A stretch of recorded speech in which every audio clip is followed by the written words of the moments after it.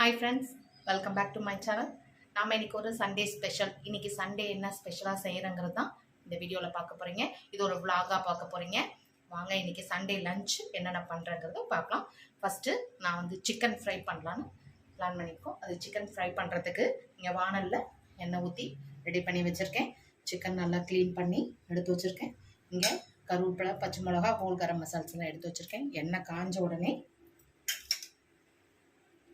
எண்ணெய் காஞ்சிருச்சு. இப்போ ஹோல் கரம் மசால்ஸ் போட்டுக்கலாம்.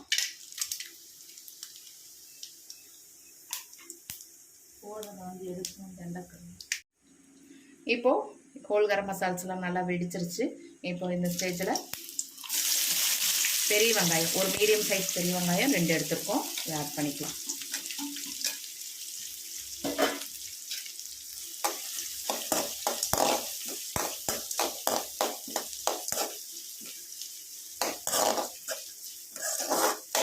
இதை நல்லா வதங்கட்டும். இப்போ ஒரு கொத்து கருவேப்பிலை போட்டுக்கலாம். இதோட 2 கீரி வச்சிருக்க பச்சை மிளகாய், இதை நல்லா வதங்கட்டும்.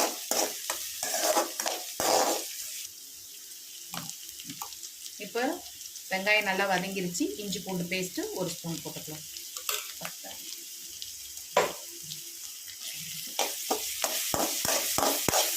உங்களுக்கு இது செமி கிரேவியாக வேணுமா, ட்ரையாக வேணுமா? செமி கிரேவியாக.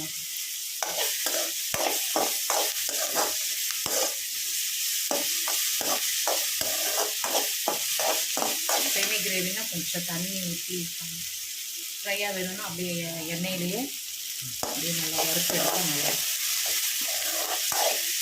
நல்லா இது பச்சை வாசம் போயிடும். பச்சை வாசம் போனால் தான் வெங்காயமும் நல்லா ஒரு பேஸ்ட் மாதிரி நல்லா மசிஞ்சு வரணும். எந்த நான்வெஜ் டிஷ் செஞ்சாலும் இந்த வெங்காயம் வந்து நல்லா ஒரு கிரேவி மாதிரி மசிஞ்சு வரணும்.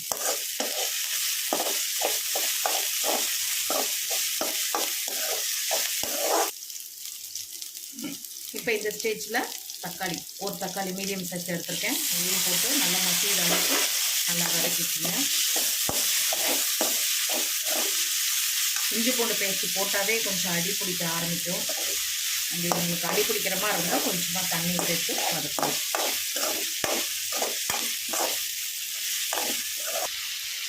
இப்போ நல்லா இது மசிஞ்சு வந்துருச்சு. இந்த ஸ்டேஜில் நம்மளுக்கு எவ்வளோ காரம் வேணுமோ அதுக்கு தகுந்த மாதிரி மிளகாத்தூள், உங்களுக்கு டேஸ்ட்டுக்கு தகுந்த மாதிரி காரத்துக்கு தகுந்த மாதிரி மிளகாத்தூள் போட்டுக்கோங்க. 2 பச்சை மிளகா போட்டிருக்கோம், இதுக்கு தகுந்த மாதிரி போட்டுக்கோங்க.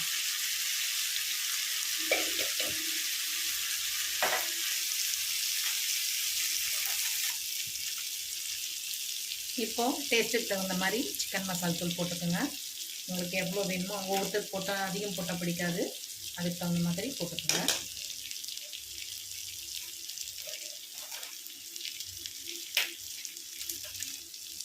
கொஞ்சமாக கரம் மசாலா தூள், உங்களுக்கு எவ்வளோ வேணுமோ அதுக்கு தகுந்த மாதிரி கரம் மசாலா தூள் போட்டுக்கோங்க. இப்போ பச்சை வாசம் போகிற அளவுக்கு நல்லா திரட்டணும். அப்போ தான் வந்து கிரேவி வந்து நல்லா ரெட் கலரில் இல்லைன்னா ஒரு ப்ரௌன் கலரில் வரும். இது எண்ணெயில் போட்டு நல்லா வதக்கும் போது அந்த கலர் நம்மளுக்கு கிடைக்கும். இது கொஞ்சம் பச்சை வாசம் போகிற அளவுக்கு நல்லா வதக்கி விட்டுட்டு அதுக்கப்புறம் சிக்கன் ஆட் பண்ணிக்கலாம். ட்ரையாக வேணும் அப்படின்னா வெறும் எண்ணெயில் இன்னும் கொஞ்சம் எண்ணெய் நறுக்குன்னு ஊற்றி சிக்கன் போட்டு நல்லா ஃப்ரை பண்ணிக்கலாம். இல்லை செமி கிரேவியாக வேணும் அப்படின்னா தண்ணி, இந்த எண்ணெய் போதும். இதில் தண்ணி கொஞ்சம் ஊற்றி வேக வச்சுக்கலாம். நல்லா பச்சை வாசம் போகிற அளவுக்கு நல்லா வதக்கிட்டேன். இப்போ இந்த ஸ்டேஜில் நம்ம க்ளீன் பண்ணி எடுத்து வச்சுருக்க சிக்கன், பாய்லர் சிக்கன் தான் ஒரு 1/2 kg எடுத்துருக்கோம், நம்ம போட்டுக்கலாம். நாங்கள் இதை அதிகம் செய்ய மாட்டோம். ஏதோ ஒரு நாளைக்கு ஏதோ கெஸ்ட்டு வர அன்னைக்கு தான் இதை செய்வோம். ஏன்னா வீட்டில் அதிகம் வந்து மீன், நாட்டுக்கோழி அப்படி இல்லைன்னா மட்டன் தான் அதிகம் செய்வோம். இந்த சிக்கன் அதிகம் எடுக்க மாட்டோம். யாராவது கெஸ்ட்டு வர அன்னைக்கு மட்டும்தான், இல்லை சாப்பிடணும் போல் தோணுச்சுன்னா ஏதோ ஒரு நாளைக்கு தான் எடுப்போம், ரொம்ப ரேர். நல்லா பரட்டி விட்டுட்டு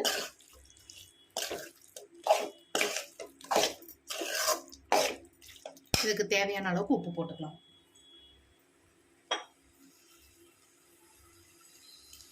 சிக்கனுக்கு தேவையான அளவுக்கு உப்பு போட்டுக்கணும். போட்டுட்டு நல்லா பரட்டி விடுங்க. ஒரு 5 நிமிஷம் எண்ணெயில் வதங்கட்டும். அதுக்கப்புறம் தண்ணி ஊற்றும் போது காட்டுறேன். சிக்கன் அப்படியே லைட்டாக சிக்கன்லேருந்து தண்ணி விடுது, அதனால் சிக்கனில் அப்படியே வேகட்டும். இந்த சைடில் வந்து மட்டன் எடுத்துகிட்டு வந்திருக்கோம். மட்டன் பிரியாணி பண்ணலான்னு பிளான் பண்ணியிருக்கோம். இப்போ எண்ணெய் ஒரு குழிக்கரண்டி ஊற்றிருக்கேன். அதோட ஒரு 2 ஸ்பூன் நெய் ஊற்றிக்கலாம். மறுபடியும் பிரியாணி வந்து தம் வச்சு இறக்குனதுக்கப்புறம் நெய் போடணும், அதனால் இந்த நெய் போடும். இப்போ எண்ணெய் ஊற்றியாச்சு, நெய் ஊற்றியாச்சு, நல்லா காஞ்சிருச்சு. இதில் ஹோல் கரம் மசால்ஸ், பட்டை, லவங்கம், சோம்பு, பிரிஞ்சி இலை, மராட்டி மொக்கு, நட்சத்திர பூம்பு, ரோஜாப்பூ இதழ் எல்லாமே சேர்த்து அது நல்லா வெடிக்கட்டும். இதை அப்பப்போ சிம்மில் வச்சுட்டு, நான் தண்ணியே ஊற்றல, அந்த சிக்கன்லேருந்து தண்ணி வந்தது தான் அப்படியே எண்ணெயிலே வதங்கிட்டே இருக்கு. இது வெடிக்கட்டும்.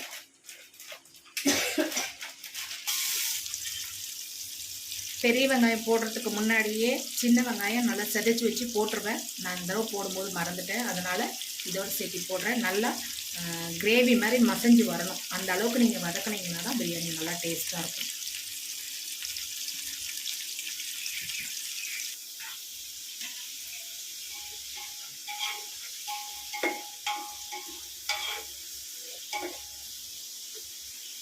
எங்கள் வீட்டில் பிரியாணி அதே மாதிரி நான்வெஜ் எது செஞ்சாலும் நல்லா விருப்பமாக சாப்பிடுவாங்க.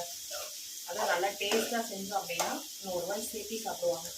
அதுக்காகவே எவ்வளோ ரிஸ்க் எடுத்து செய்யணுமோ அந்த அளவுக்கு நான் நல்லா ரிஸ்க் எடுத்து நீட்டாக நல்லா டேஸ்ட்டாக செஞ்சு கொடுப்பேன். சிக்கன் இப்படியே வதங்கட்டும், இதுலேயே அப்படியே மெதுவாக சிம்மிலேயே வதங்கிட்டே வெந்துச்சுன்னா டேஸ்ட் நல்லாயிருக்கும்.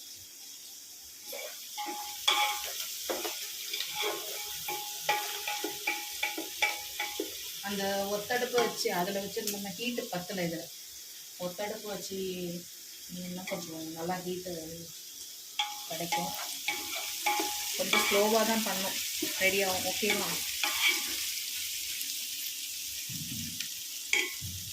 ஒரு 1:30 மணி ஆயிரும் ரெடி ஆகும்.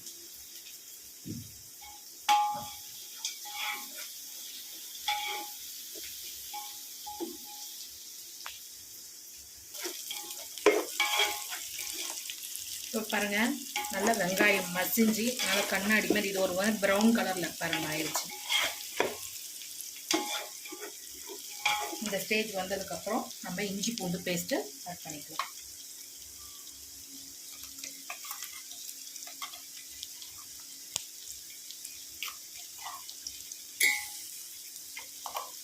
உங்களுக்கு டேஸ்ட்டுக்கு தகுந்த மாதிரி நீங்கள் எவ்வளோ ஒவ்வொருத்தர் கம்மியாக சேர்த்திக்குவாங்க, ஒவ்வொருத்தர் அதிகமாக சேர்த்திக்குவாங்க. அதுக்கு தகுந்த மாதிரி நீங்கள் எவ்வளோ அரிசி போடுறீங்களோ அதுக்கு தகுந்த மாதிரி நீங்கள் இஞ்சி பூண்டு பேஸ்ட்டு சேர்த்திக்கோங்க. இதுவும் நல்லா பச்சை வாசம் போகிற அளவுக்கு நல்லா மசிஞ்சு வரணும்.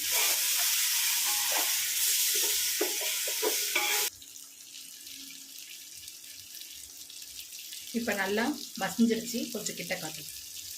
இப்போ நல்லா மசிஞ்ச மாதிரி வந்துருச்சு, பச்சை வாசம் போயிடுச்சு. இப்போ இந்த ஸ்டேஜில் தக்காளி போட்டுக்கலாம்.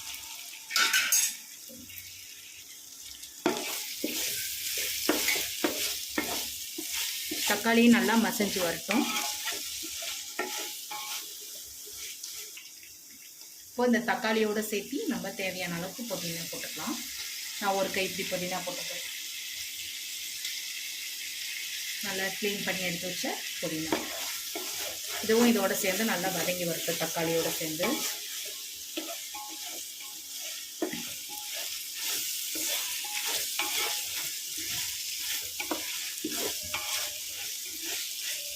நல்லா மசிட்டோம். இப்போ இந்த ஸ்டேஜில் நம்ம ஒரு 2 டேபிள் ஸ்பூன் தயிர் போட்டுக்கலாம். நல்லா வந்து கறியும் அரிசியும் நல்லா சாஃப்டாக வரதுக்காக தான் இந்த தயிர் போடுறோம். தேவையான அளவுக்கு 2 ஸ்பூன் தயிர் போட்டுக்கோங்க. தயிர் போட்டுட்டு 2 திருப்பி கொடுத்துங்க.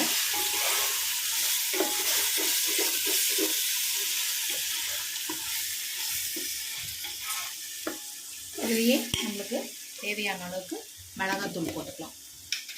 நம்ம பச்சை மிளகா போட்டிருக்கோம், அதுக்கு தகுந்த மாதிரி மிளகாத்தூள் காரத்துக்கு தகுந்த மாதிரி போட்டுக்கோங்க. நீங்கள் எவ்வளோ சாப்பிடுவீங்களோ அந்த காரத்துக்கு தகுந்த மாதிரி போட்டுக்கோங்க.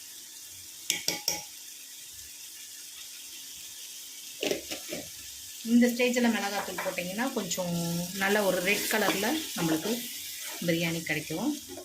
தயிர் போடுறதுக்கு முன்னாடி எண்ணெயிலே போட்டிருக்கணும், மறந்துட்டேன். அதனால் தயிர் போட்டதுக்கப்புறம் போட்டிருக்கேன். இந்த ஸ்டேஜில் போட்டிங்கன்னா நல்ல ஒரு கலர்ஃபுல்லாக வரும். இது ஒரு 5 நிமிஷம் அப்படியே வதங்கட்டும். நல்லா எண்ணெய் பிரிஞ்சு மேலே எண்ணெய் மிதக்கணும். அந்தளவுக்கு வந்தால் தான் டேஸ்ட் நல்லாயிருக்கும், பிரியாணியும் நல்லாயிருக்கும்.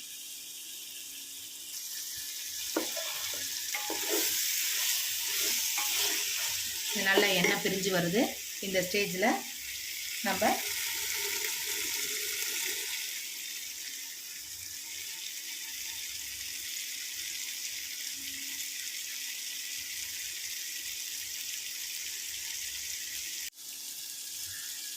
இப்போ பாருங்கள், இது நல்லா கிரேவி மாதிரி மசிஞ்சு வந்துருச்சு. இதில் பாருங்கள், எண்ணெயெல்லாம் நல்லா பிரிஞ்சு வந்திருக்கு. இந்த ஸ்டேஜில் நான் ஆல்ரெடி உப்பு, மஞ்சத்தூள், இஞ்சி பூண்டு பேஸ்ட்டு போட்டு மட்டன் 2 விசில் விட்டு வேக வச்சு வச்சுருக்கேன். இதில் போட்டுக்கலாம். இதில் நல்லா காரம் ஏறுற அளவுக்கு, உப்பு காரம்லாம் ஏறுற அளவுக்கு மசாலாம் நல்லா கோட்டிங் ஆகிறதுக்கு நல்லா வதக்கி விட்டுக்குங்க. ஒரு 2 நிமிஷம் இந்த மாதிரி வதக்கி விட்டுட்டு அதுக்கப்புறம் 1 டம்ளருக்கு 2 டம்ளர் தண்ணின்னு சொல்லி விட்டுக்கலாம். ஃபஸ்ட்டு இது நல்லா வதங்கி வரட்டும்.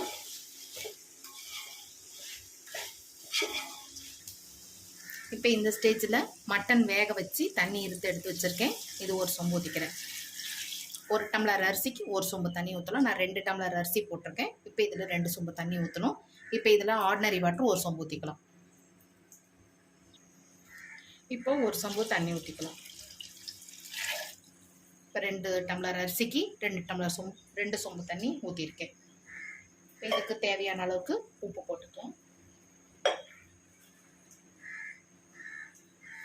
டேஸ்ட் பண்ணி பார்த்துட்டு மறுபடியும் உப்பு போட்டுக்கலாம். ஏன்னா மட்டன் வேக வைக்கும் போது உப்பு போட்டு தான் வேக வச்சுருக்கேன். அதனால் டேஸ்ட் பண்ணி பார்த்துட்டு அதுக்கப்புறம் மீதி.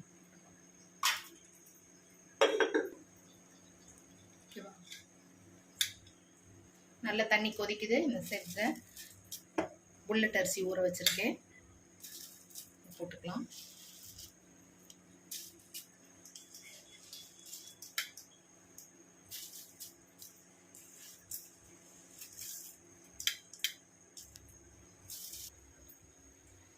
இப்போ அரிசி போட்டுட்டேன். அரிசி போட்டு சும்மா லைட்டாக, ரொம்ப கலந்து விடாதீங்க, அரிசி உடஞ்சிரும். லைட்டாக கலந்து விட்டுட்டு தண்ணி நல்லா சுண்டி வரட்டும். தம் வைக்கும் போது எப்படி பண்ணுறேன்னு பாருங்கள். பாருங்கள், தண்ணி நல்லா சுண்டிடுச்சு. ரொம்ப கிளறி விட வேண்டாம். லைட்டாக அப்படி கிளறி விட்டு இப்படி தடவி விட்ருங்க. தடவி விட்டுட்டு ஒரு 10 நிமிஷம் சிம்மில், இப்போ ஹையில் இருக்குது,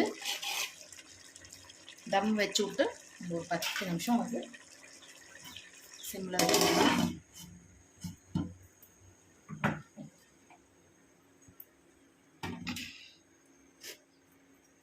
இப்போ சிம்மில் வச்சுட்டேன். கொஞ்சம் அந்த ஆவி வெளியே போகாமல் இருக்கிறதுக்கு நல்லா எவ்வளோ தூரம் வெயிட் வைக்க முடியுமோ அவ்வளோ தூரம் வெயிட் வச்சிங்கன்னா இதில் சுற்றி ஆவி போகக்கூடாது. ஆவி போகாமல் இருந்தால் நல்லா தம் இறங்கணும்னு அர்த்தம். இப்போ தம்மு ஒரு 10 நிமிஷம் வச்சுட்டு இறக்கும் போது நான் உங்களுக்கு காட்டுறேன். இப்போ தம்மு வச்சாச்சு. அதே மாதிரி ஒயிட் ரைஸ் வச்சு கொஞ்சம் ரசம் வைக்கலாம் அப்படின்ட்டு ஒயிட் ரைஸ் சாப்பாடு வெந்துட்டுருக்கு. சாப்பாடு வடித்தோடனே ரசம் வைக்க வேண்டியதுதான்.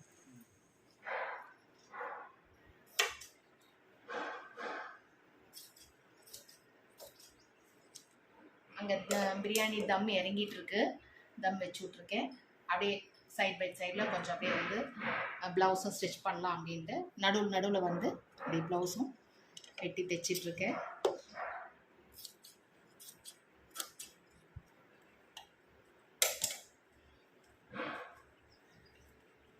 ஸ்கூல் ஓப்பன் பண்ணுறதுக்குள்ளே டெய்லியும் ஒரு ப்ளவுஸ் வேணும் இல்லையா? அதனால் ஸ்கூல் திறக்கிறதுக்குள்ளே எந்தெந்த சாரிக்கு ப்ளவுஸ் வேணுமோ அதை நானே ஸ்டிச் பண்ணி ரெடி பண்ணி வச்சுக்குவேன். அப்பப்போ நடுவில் வந்து ஒவ்வொரு பீஸாக ஜாயின் பண்ணிட்டு போய் சமைச்சிட்ருக்கேன்.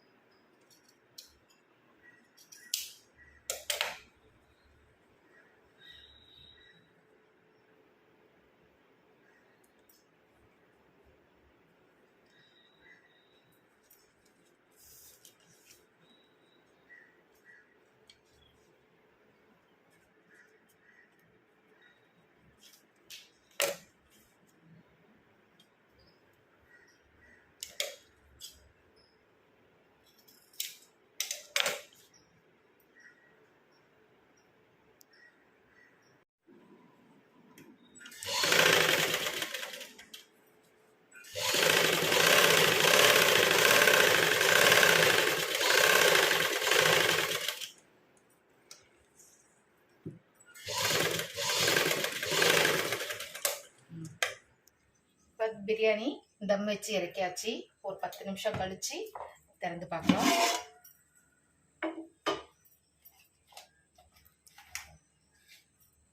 வாவ், சூப்பரா இருக்கு.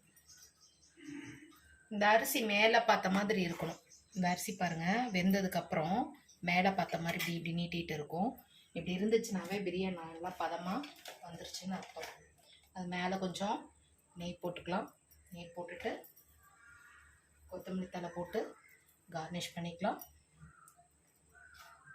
கார்னிஷ் பண்ணிவிட்டு அப்படியே சைட்லேருந்து இப்படி எடுத்து விடணும். பாருங்கள், இப்படி சைட்லேருந்து எடுத்திங்கன்னா அரிசி ஒன்றோட ஒன்றும் ஒட்டாமல் வருது பாருங்கள். நான் கரண்டி காமில் எடுப்பேன், இன்றைக்கி டைரெக்டாக கரண்டியை விட்டுட்டேன். பாருங்கள் எப்படி இருக்குது. மட்டன் பிரியாணி ரெடி ஆயிடுச்சு. சிக்கன் ஃப்ரை ரெடி ஆயிடுச்சு. தக்காளி ரசம், ஒயிட் ரைஸ். இன்றைக்கி இதுதான் எங்கள் வீட்டு சண்டே ஸ்பெஷல். கண்டிப்பாக இந்த ரெசிபி உங்களுக்கு பிடிச்சிருக்குன்னு நினைக்கிறேன். பிடிச்சிருந்தா மறக்காமல் லைக் பண்ணுங்கள், ஷேர் பண்ணுங்கள், சப்ஸ்கிரைப் பண்ணுங்கள். பக்கத்தில் இருக்க பெல் ஐக்கானை கிளிக் பண்ணிங்கன்னா தான் நான் போடுற வீடியோஸ் எல்லாம் உங்களுக்கு நோட்டிஃபிகேஷனாக வந்துகிட்டே இருக்கும். மறுபடியும் அடுத்த ஒரு நல்ல வீடியோவில் மீட் பண்ணுறேன். அது வரலும் பாய்.